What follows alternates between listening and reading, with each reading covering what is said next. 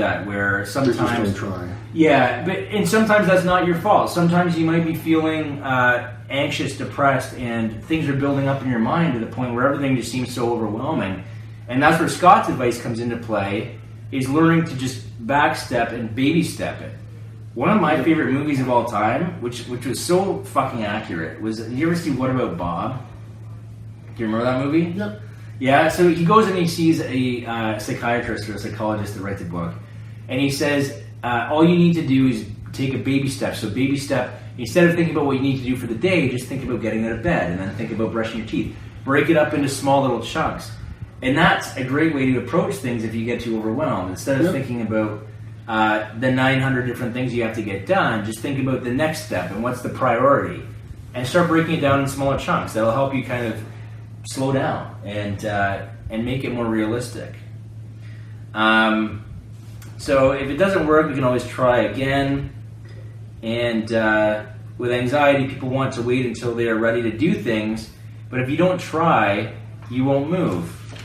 So with this course, even, a lot of the times that we've been reading this, we've been told to do exercises like the breathing techniques to control panic attacks. And we've been told, whether or not we share with you guys what we want you to do, we have some exercises at the end of this. But there's exercises such as journaling, and there's exercises such as meditation. And basically how it breaks it down is that if you don't try some of these things, if you want to wait, like say, I'll wait till my anxiety gets better before I do some of these things. I'll wait till my anxiety gets better to go to the gym. I'll wait till my anxiety gets better to go to the grocery store. I'll wait till my anxiety gets better to take a plane ride. It's kind of putting the cart before the horse, because you have to practice doing some of the things that scare you to see that you'll be able to float through it.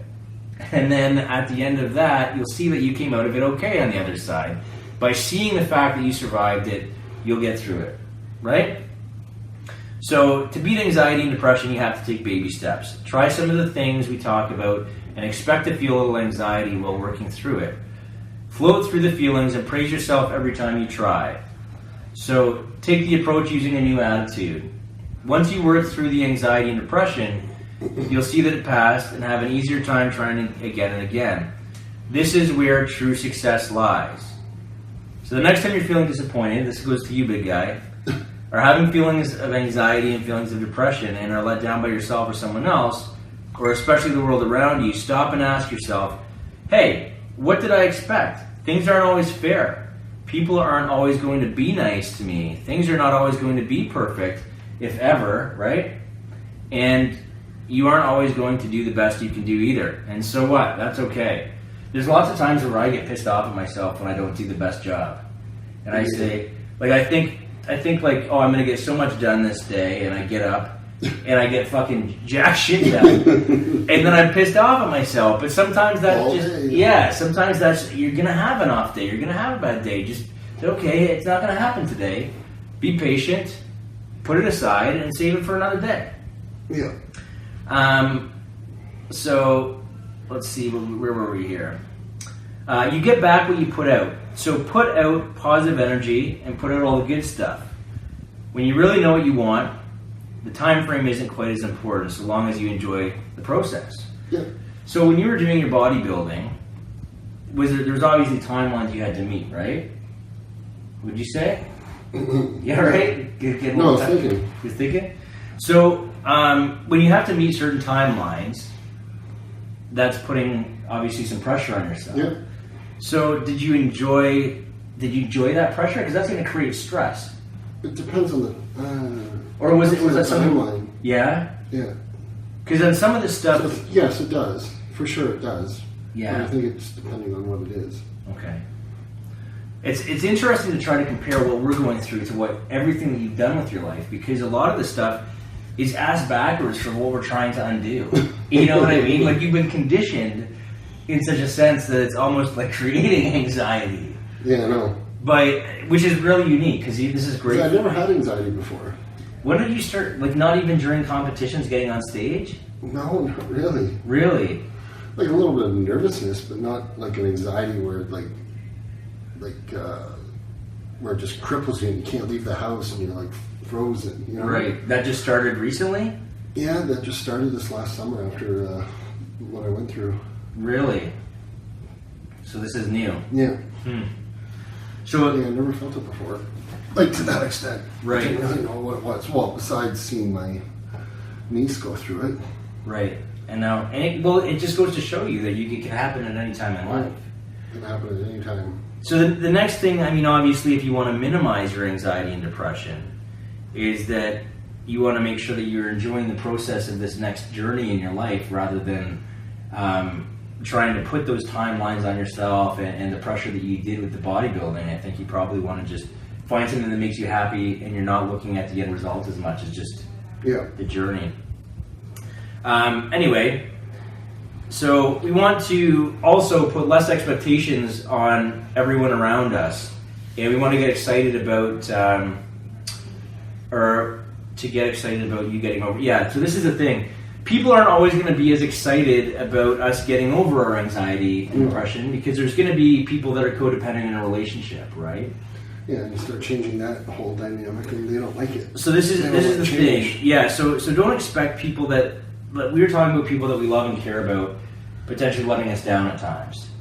And that's going to happen. Well, when you start to make changes with your anxiety and depression, maybe people that love you, I mean, they want the best for you, probably, but they might have hopefully, but they might have gotten used to the fact that you're this depressed person walking around, or you're anxious and you can't leave the house. They maybe have taken on the role of being a bit of the hero. And if you're going to take on that role, when someone starts to change and be able to do these things by themselves, that means that you have to change too. So that can create a little bit of tension. So when you start changing, becoming more positive, the relationship has to change, which is healthy for you to grow and change. But people around you they may take a while to get used to the new you and the person you're becoming. Whenever you're feeling anxious about something, stop for a minute and ask yourself, are my expectations out of line? Are they too high?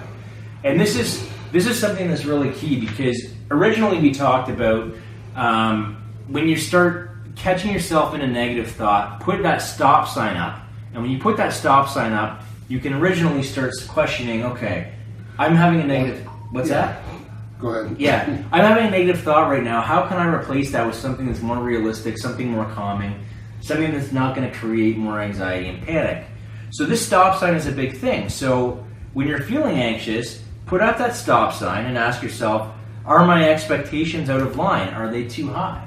Yeah. You can get an anxiety attack just by going out on a date if you're expecting certain things on a date, right? Right. As a single guy, we can relate to this, because I know I don't really put expectations on shit anymore, but I used to. I used to put an expectation on, oh, she's going to love the date, she's going to come back to my house, I'm going to have the massage oil out, we're going to, And if that didn't happen, I was pissed off at the end of the night, right? I'd get stressed out, I'd be depressed in bed. So, you've got to evaluate these things and put a stop sign up and just be realistic. Say, okay, why am I putting so much pressure on this situation? Just let it happen. Yeah, just let it happen. Just let it happen. So anyway, we stumbled through the notes for this week. So thanks for coming, buddy. We have some goals for the week for you guys and for ourselves. So the main thing that we want to practice this week is to practice being less affected and being more effective. So, for example, if someone's starting to talk to you and you're feeling anxiety and you're feeling stressed about it, instead of letting that affect you, put up that stop sign and say, okay, how can I be more effective in this situation? So maybe instead of freaking out and reacting the way that you normally would, you calmly and assertively say how you feel and just be honest with yourself and with the other person. So we're going to do that in everything that we do on a daily basis. You're going to be less affected and more effective.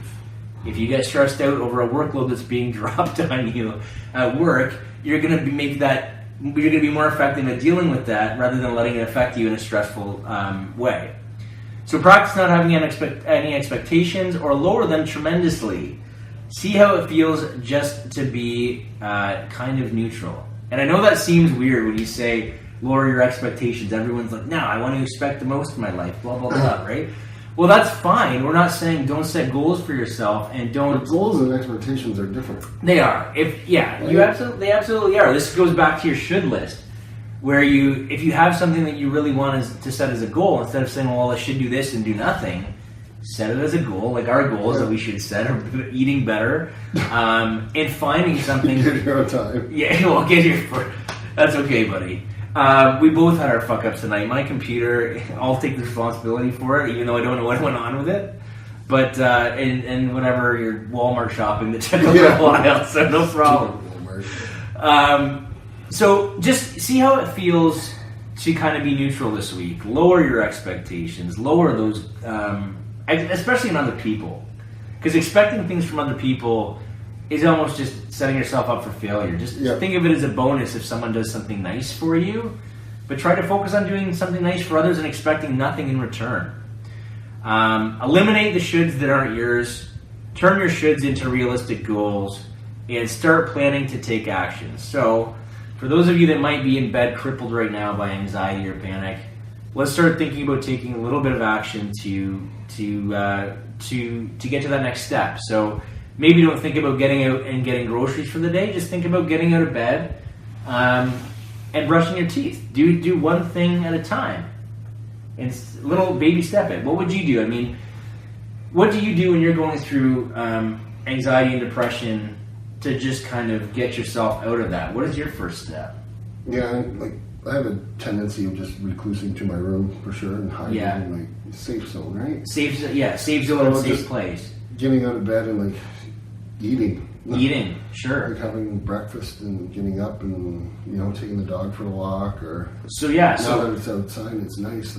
Go for a walk. Canadian enjoy winters. it. Yeah. Okay, well, I mean that's great. So just focus on the little things. You want to take, taking the dog for a walk or just getting something into your stomach. Yeah. Eating's a big thing, right? I mean, try to eat healthy if you can, but just eating in general will probably help you. This is a big one too. Do things for other people without expecting anything in return. That's what unconditional love is all about. So if you can do something for others, if you can try to not expect something in return, if you can be grateful for the things that you have and start kind of changing the way that you think in that regard, things are going to start to change for you. This type of thinking and behavior will give you a tremendous amount of freedom. And that's kind of all we have on deck for tonight. Did you have anything you wanted to add tonight, buddy? Not really. The whole expectation thing really kind of grabbed me this week. Because I've just been so let down. Yeah, you've been let down by so many people. So don't let other people let you down. The key thing there is just to don't expect things from other people. I mean, lots of times boundaries. Lots of times people are going to say they're going to say things too. I mean, they might say they're coming over. They might change their plans. That's out of your control, and it's going to be disappointing at times. But try not to let it affect you. Be less affected and more effective. And I think on that note, we're going to end for tonight. Paulie, we wish you the best of luck. Safe travels getting back. And if you have any questions for us, we'll turn the Facebook Live around. But other than that, I'm going to turn these off. And we'll see you guys next week on Soulfire Sunday. We'll all be back. All our equipment will be working, and we'll all be on time. And next week is your time to shine. Nutrition part. Nutrition. Next week is all about healthy eating to minimize stress and anxiety. Right? Okay. All right, guys. Well, that's it for tonight. Have a good one, and next week we will be more refreshed and recharged and ready to give you guys a perfect show with all three of us. So stay tuned. Yep.